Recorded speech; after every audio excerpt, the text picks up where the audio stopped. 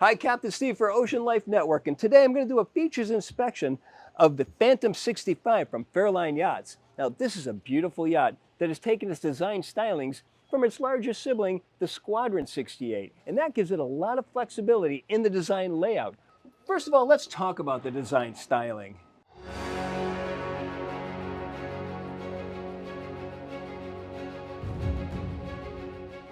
It's important to note that Fairline didn't just jump into the Phantom line. This is such a clearly well thought out design, and it's so well executed. You've got the Targa lineup, which is more your sport yachts, and then you've got the Squadron series, which is your Flybridge yachts. If you take somebody who's such a big fan of the Targa, which is a lot of people, they want to move up into something that's more of a Flybridge boat, but they don't want to lose the design styling of the Targa, here we have it.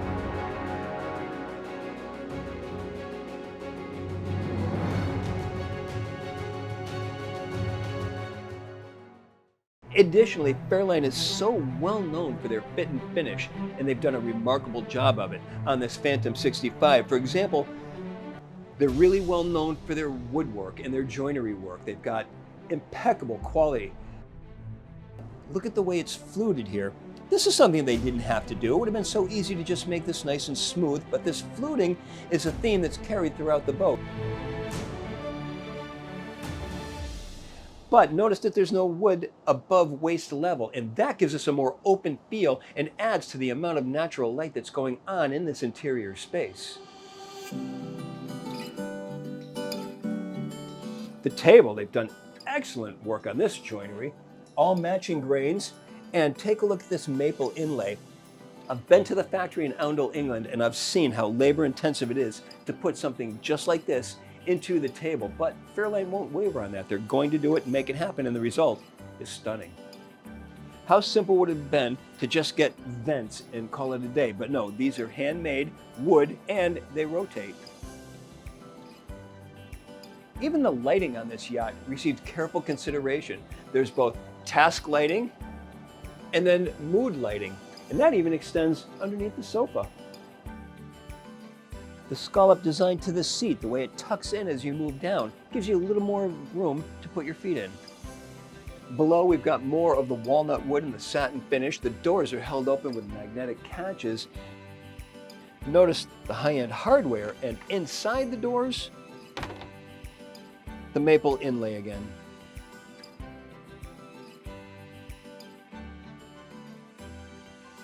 The doors are also gasketed so that in the closed position, no rattling while we're underway, and magnetic catches will bring the latch out, so just a slight close is all it takes to latch the door. The layered textures give a luxurious and modern look to this whole yacht.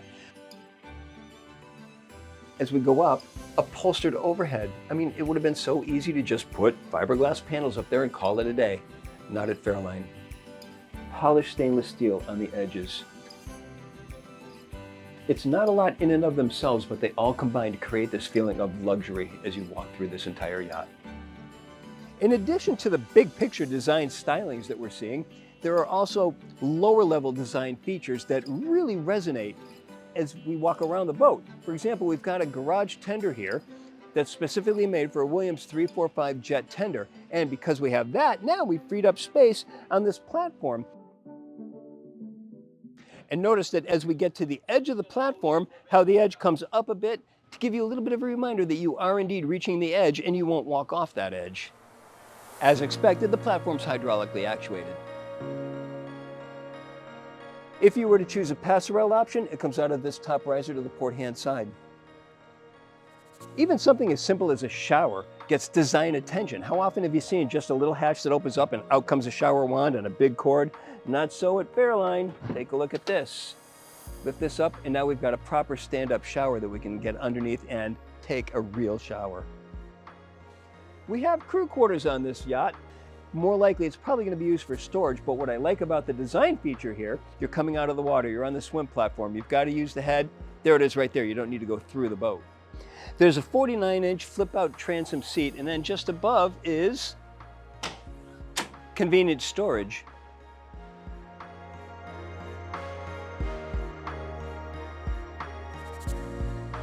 We have access stairs to the cockpit to both port and starboard.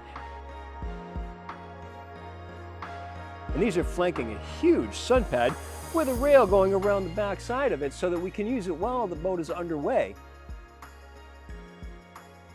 We can add more shade to this area by pulling out a retractable sunshade. This aft deck is protected by an overhead 6 feet 3 inches off the deck, all upholstered. There's mood lighting.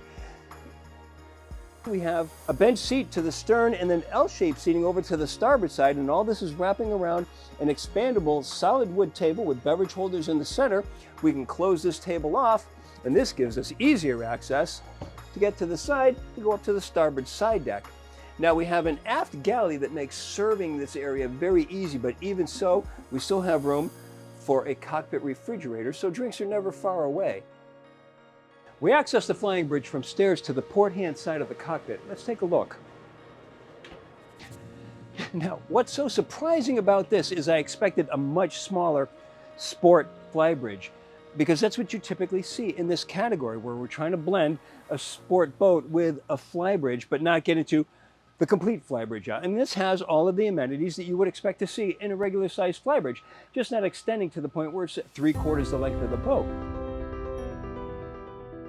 There's also a well thought out helm, but we'll get into that in another video. But it's clear to see that this is a nicely planned flying bridge, and it's comfortable, rather than something that was just thrown together as an afterthought and planted on top of a sport boat. Just ahead is a grilling station, and this is definitely something I did not expect to see. Sink, electric grill, and then underneath, refrigerator and ice maker.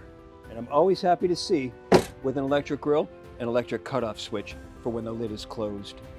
Right alongside, there's a small insulated ice box that's self-draining and a trash receptacle just ahead.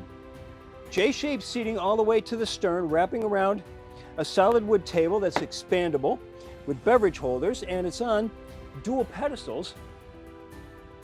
There's U-shaped seating, and this is facing the helm.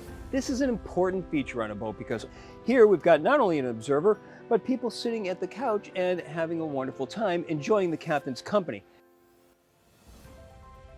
Now, as if there weren't enough well thought out design features, it even continues.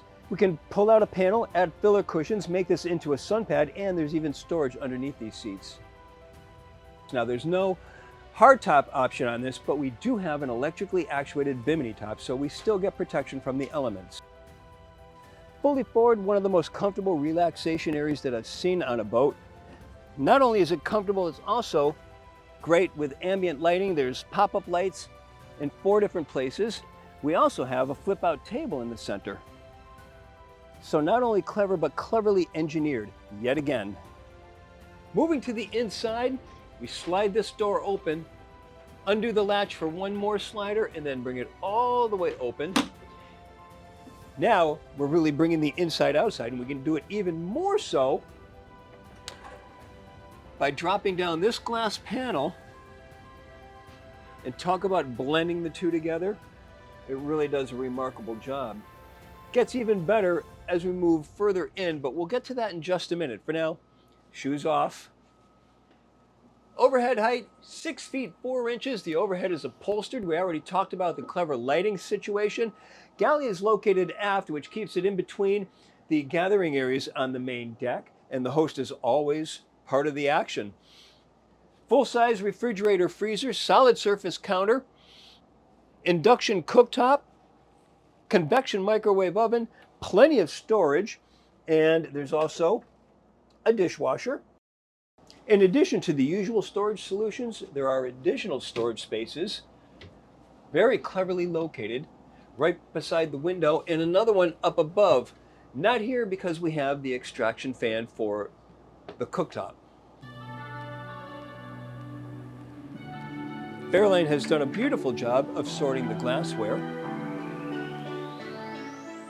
Now, we keep getting into considerations of excellent and well thought out engineering going on in this boat. Well, these simple little stools are another example. Take a look at this. Bring this up, turn it, put it back down, and now it's a higher stool. We can take it right out into the cockpit and use it for seating out there. The overhead clearance in this space is 6 feet 4 inches, and as I continue forward into the salon, there's a step up, but the overhead comes up as well, so we maintain that high overhead. And here we've got a comfortable seating area, and it starts with J-shaped seating over to the port hand side, a love seat over to the starboard side. There's a small coffee table here, but there are options. We can have this coffee table, or we can get a table much like we saw in the dining area that will go into this position. But the difference with the table being here is it's going to be on a massive pedestal. That's a high-low option. And as it lowers, it also goes out and away from the couch. So you're not getting your legs pushed up against the table like you would if it were a normal dining table. It's a very clever design feature. Now, in addition to the massive amounts of natural light that we've already discussed, notice how the windows come down quite low so that you can see all the way to the horizon from the seated position. In addition to the remarkable comfort level going on in this salon, there's also an amazing sound system from Sonos. 21 speakers, 9 amplifiers, 3 subwoofers, plus 4 portable speakers that we can take anywhere around the boat. And these are also waterproof. All of this is controlled by your smartphone anywhere on the boat. And I have to tell you that this sound system is so well engineered by Fairline, it's something that has to be experienced. There's no way I can project it in this video, but if you come aboard one of these boats, make sure that someone turns the stereo on because it's unbelievable. Because of the design of this yacht, where we've got the smaller flying bridge that's not taking up the whole upper deck, we have a beautiful feature, a massive opening sunroof, pneumatic, so before it opens, pressure is released, so the roof comes up and then it slides back. When it goes into the closed position, it pneumatically closes, so it's very dry. We had a rainstorm or two today. No rain got in, no water, nothing. It was perfectly sealed. And we're still not done bringing the outside in to both sides. Drop-down windows. Close it all up, and we've got climate control with 2 air chillers, putting out 95,000 BTUs total. There's several options available for the layouts here. Start, well, right in this area. On this boat, we have the utility room over on the port hand side. This gives us a lot of extra storage, refrigeration, the requisite ironing board that we've always come to appreciate. But more importantly, because we have that versatility, this can be made into either a day head as standard, or if you want more berthing space, we can have over-under bunks to the port hand side. To the starboard side, we've got another guest stateroom. This one has side-by-side berths. At the push of a button, we can convert it from twins to a double berth. And it also has, of course, its ensuite.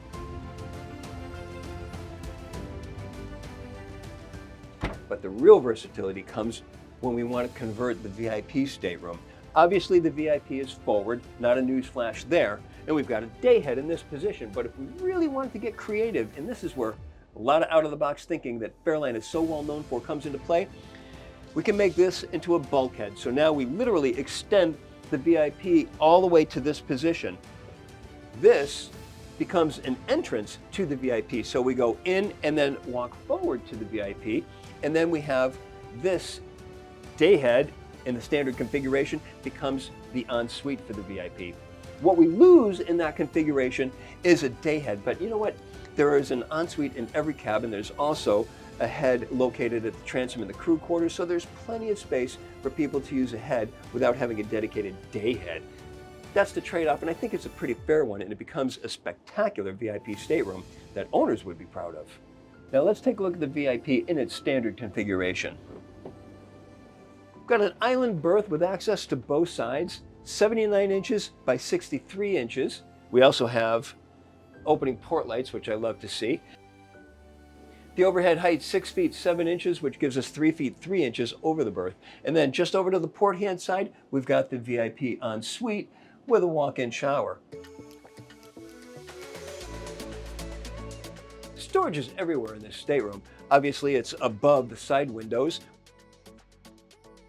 Additionally, a large hanging locker with a lighted hanging bar, and even storage under the berth.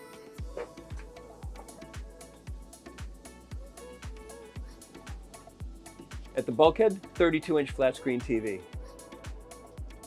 Now let's finish off big and look at the features in the master stateroom. The master stateroom has been carefully engineered to make this the quietest room inside this yacht. We not only have a head separating the stateroom from the mechanicals, but there are no mechanical components running under the deck or into the overhead. So somebody getting up in the middle of the night, flushing a toilet in the guest head isn't going to be water resonating through this room. It's also so well insulated against any sound. The chines are also made so that they are underwater, so as you sit here, no lapping of water against the hull that keeps you up all night. All I'm hearing in this room is the air conditioning fans. So the decibel level, 45, 46 decibels, it's whisper quiet here. Full beam stateroom, hull side windows to both sides. Opening port lights, adding ventilation, so there's plenty of natural light coming in here. 6 feet 5 inches of overhead clearance leaves us 4 feet 4 inches over the berth, which measures 77 by 66. And of course, we have no shortage of storage. It's whole credenza with a vanity. And then there are 2 closets to the starboard side. This one huge that even has shoe storage. And then another one just aft of that. And notice that this is all an area surrounded by mirrors, so we can see a lot of versions of ourselves just by opening this door slightly. Nice feature. The ensuite is located just across.